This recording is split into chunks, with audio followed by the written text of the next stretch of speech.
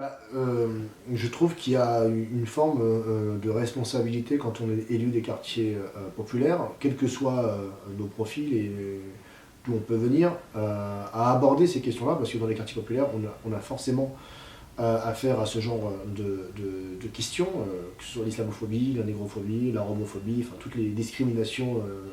qui peuvent viser des habitants en fonction de leur religion supposée ou réelle, de leur ethnie, de leur orientation sexuelle aussi, de leur sexe aussi, parce qu'on a le sexisme et la misogynie existent aussi dans nos quartiers.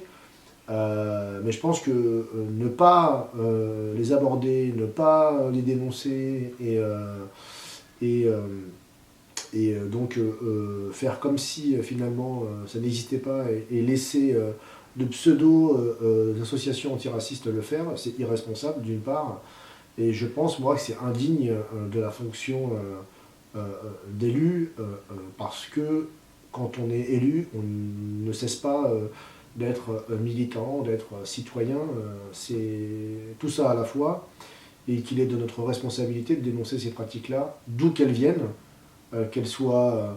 structurelles, qu'elles soient institutionnelles, ou qu'elles soient le fait de groupes ou d'individus. En tout cas, voilà, il ne faut absolument rien laisser passer sur ces terrains-là. Et je trouve, moi, qu'il y a beaucoup d'élus qui laissent passer un certain nombre de choses, ou pire, légitiment un certain nombre de choses, et je trouve qu'on n'est pas assez nombreux sur ce terrain-là, sur ces terrains-là. Alors ceux qui luttent plutôt de manière, disons, institutionnelle, avec des associations comme SOS Racisme ou la LICRA, j'ai qu'une chose à leur dire, c'est que ça fait 30 ans que ces assos-là nous font topo, tiennent le même discours, avec les mêmes armes, entre guillemets, et aujourd'hui, le racisme n'a jamais été aussi important, n'a jamais autant gangréné nos quartiers. On sait aujourd'hui qu'une asso comme SOS Racisme ne cherche qu'à exister médiatiquement. D'ailleurs, il ne s'empare des affaires que lorsque celles-ci deviennent